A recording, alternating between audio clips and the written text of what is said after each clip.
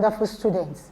I welcome you to Eko Learners Support for WAEC and NECO candidates.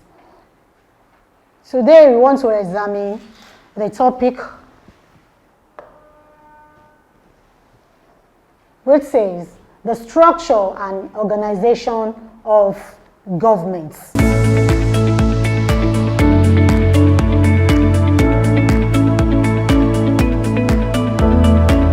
Eko Learners Support, a support program of the Lagos State Ministry of Basic and Secondary Education for WAEC and NECO candidates.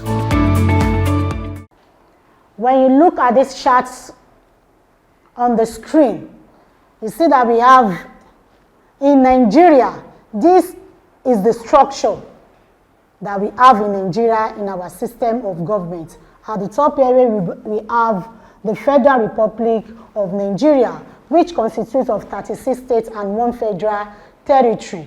Thereby, it goes down to federal government. And under this federal government, it is divided into 3, which are executive, legislative, and judiciary. Under this executive, here we have the president to the minister and to the permanent secretary. And under the legislative, we have National Assembly. Under this, we have House of Representatives, which is called the lower class, and the Senate, which is the higher class. And then for the Speaker of the House of Representatives, the head of the House of Representatives is called the Speaker, while the head of the Senate is called the President of the Senate. And also here, the Judiciary, we have the Supreme Court of Nigeria as the highest in number under the courts, while under it we have the Chief Justice of Nigeria and the 13 Associate Justice. Here now we go to our learning objectives. That is, at the end of this lesson, students will be able to 1. Explain the meaning of executive and judiciary. 2. Mention and explain the types of executive. 3. Describe the features of judiciary. 4. Highlight the functions of executive and judiciary. And lastly, to explain how the executive are controlled and the independence of judiciary. To roll it on, what is executive? The executive arm of government is responsible for policy making, implementation, and enforcement of the laws. That is the function of the executive. They are the one that they make policy. And when they make policy, they see to the implementation, not to make the policy, but there should be implementation of the policy. And also to enforce that all the laws are undergone. The executive consists of the president. That is the example. We have the prime minister, the governor, the minister. These are the examples of the executive member. Now we go to the judiciary.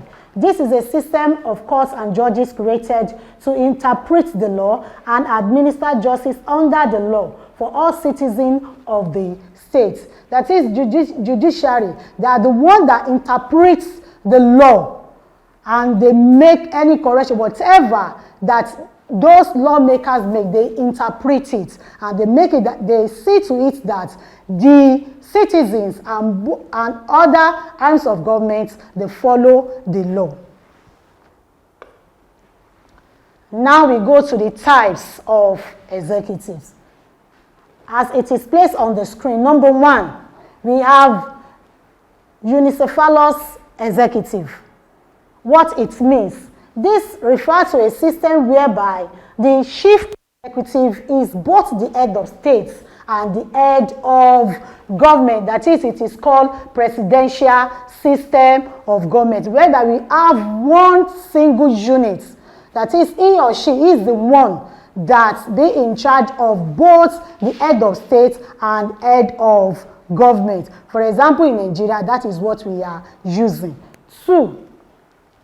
The second type is bicephalous executive. This means the type of executive in which the head of state is separated from the head of government in terms of personalities and functions. It is practiced under the cabinet system of government. That is, we have two heads. We have both the head of state and we have head of the government separately. It is called cabinet system of government also. And the third type is multi-syllabus executive. This is called collegial or plural executive. It is a system that allows more than 2 persons to be chief executives. That is, we have 2 heads as a chief executives. Now we go to the features, that is the characteristics of judiciary.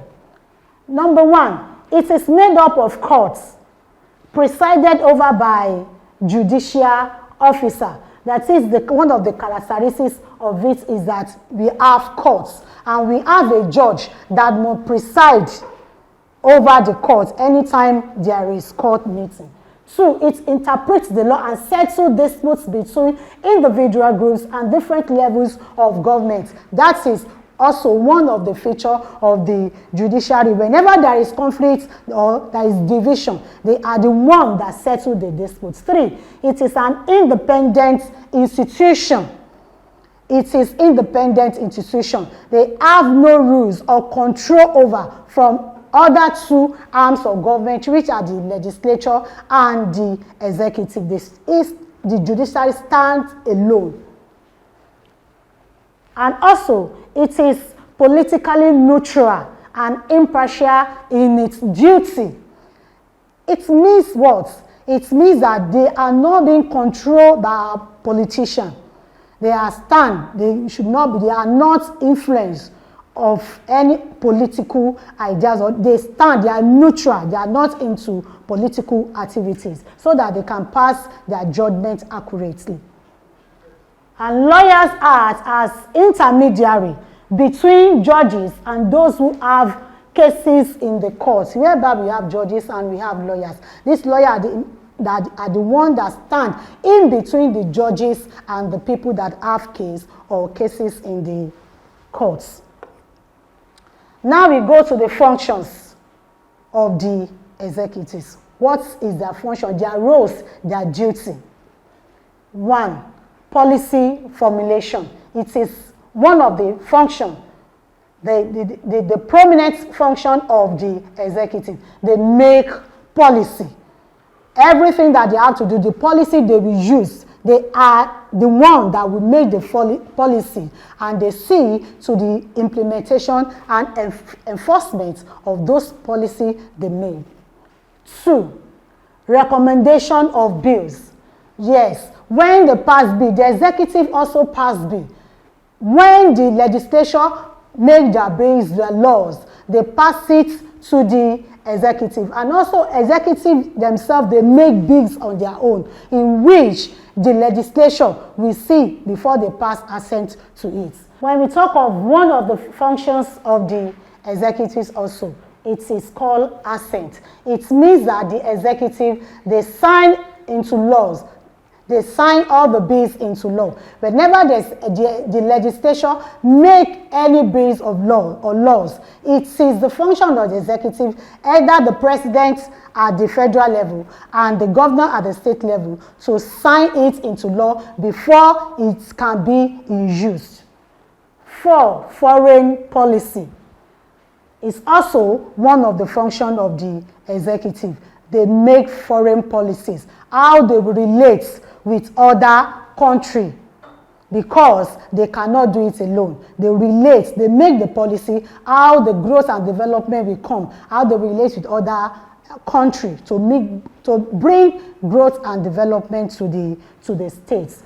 And also maintenance of law and order. It is also part of their functions. They make sure that there is orderliness in the states. Whenever there is conflict or anything, they make sure that they bring the state into peaceful resolution. Also, preparation of budget. That is, the executive make the expenditure.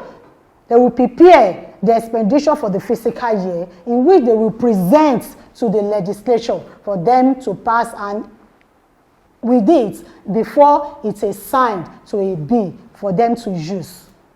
and also giving information to the citizens. It is the function of the executive to give information to the citizen, whereby we have the press, whereby the president come to make a press with the citizen. They tell us what is going on. The governor come to give us information whenever there is crisis, to give us the level of development in the country, because the people are expected to hear from them.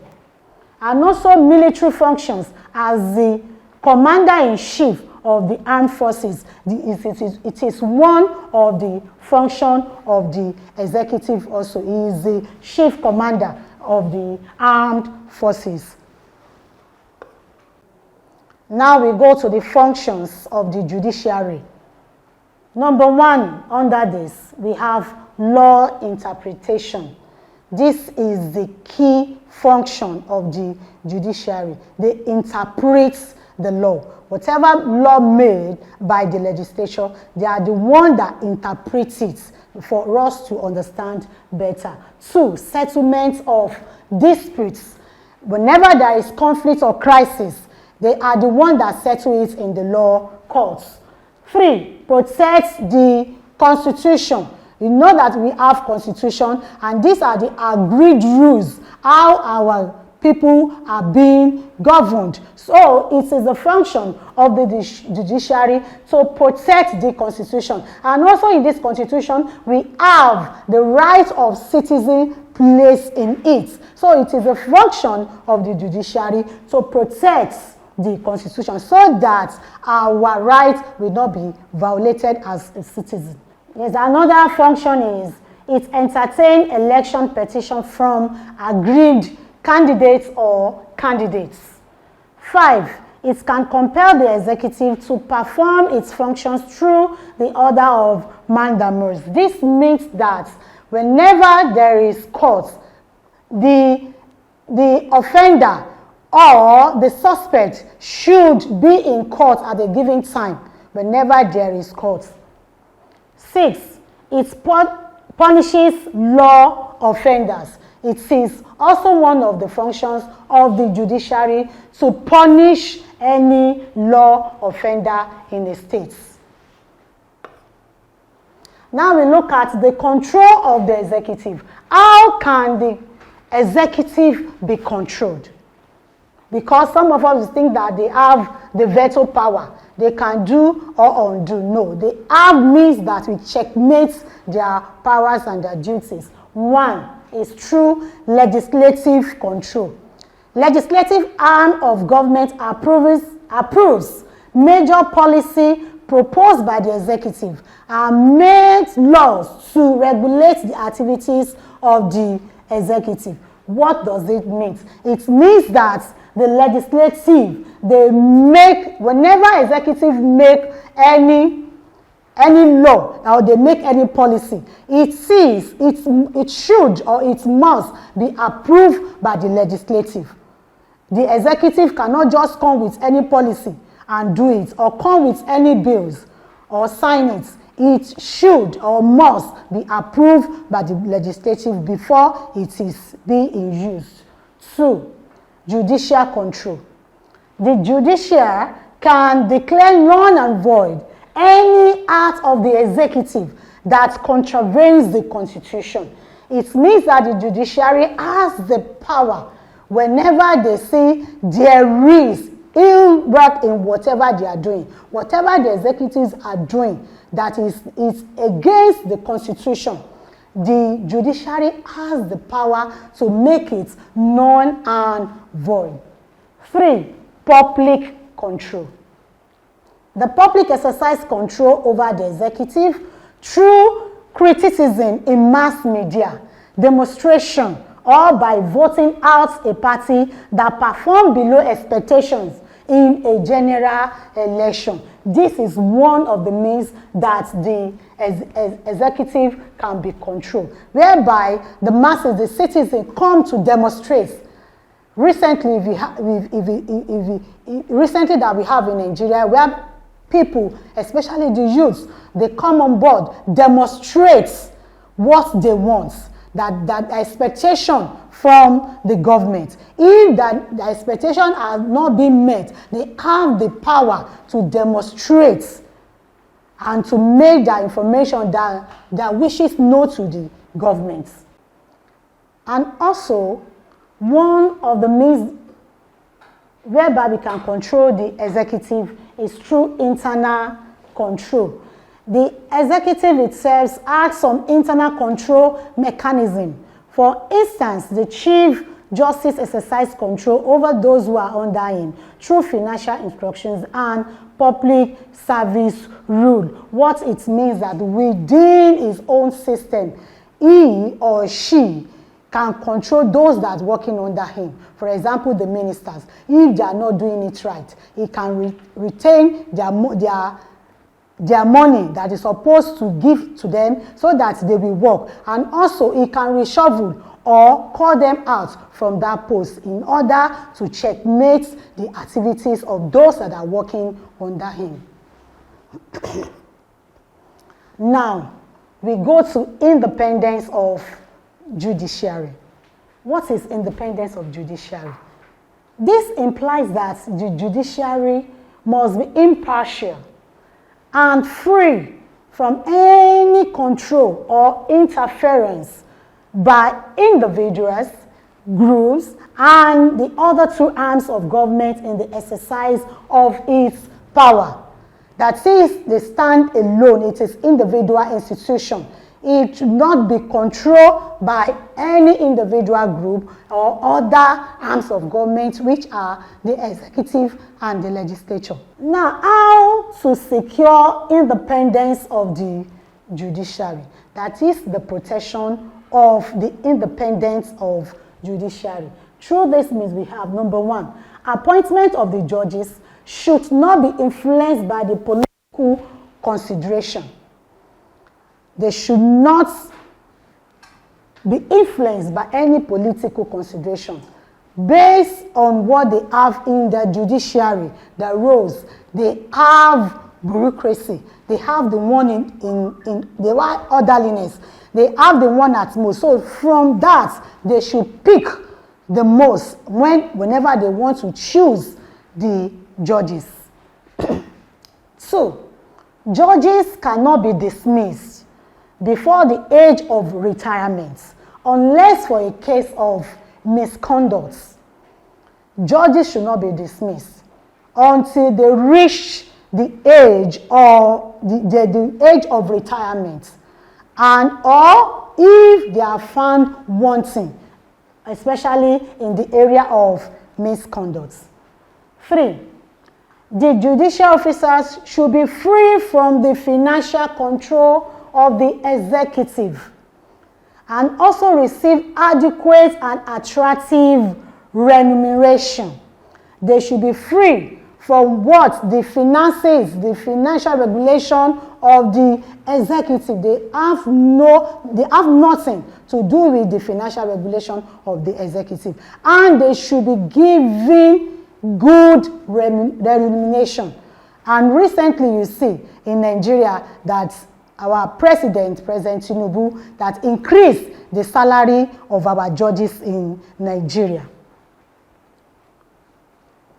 And also, judicial officers should enjoy some measures of immunities. Also, they should enjoy some measure of immunities. Why?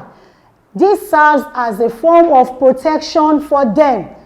Because we know, because they are there to interpret the law, to give judges or judgments to any case. So they should enjoy some immunity in order to protect them, so that they can be free to give out the right judgments.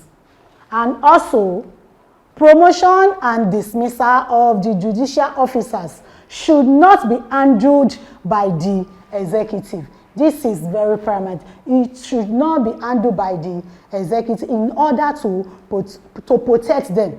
Because if it is handled by the executive, they can be biased in their choosing. That is why the special organization see to the promotion and dismissal of judicial officers.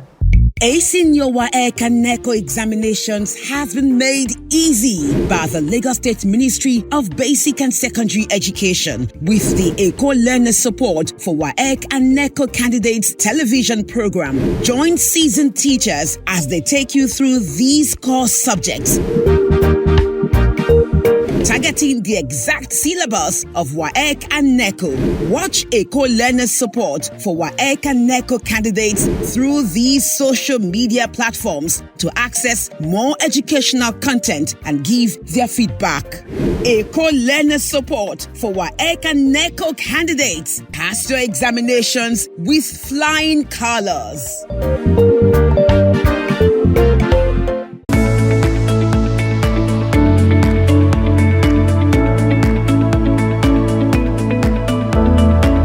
Eko Learners Support, a support program of the Lagos State Ministry of Basic and Secondary Education for WAEC and NECO candidates. And this makes it to the end of the lesson. I know that you have picked one or two things in this lesson, but before we go, let us see to the practice question on our screen. Number 1A, explain the two major types of executive. B, highlight the functions of the executive. 2A, what do you understand by independence of the judiciary? And the B part of it, how can the independence of judiciary be secured in our society? And these are the answers to the questions. Two major types of the executive. 1, unicephalous executive, which it refers to the system whereby the chief executive is the both head of the state and head of the government, as I have explained earlier.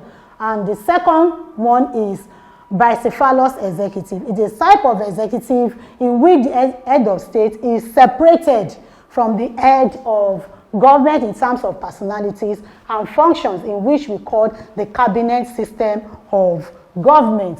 And the question 2A says, what is independence of judiciary? This implies that judiciary must be impartial and free from any control or interference by individual groups and any other two arms of government in the exercise of its power.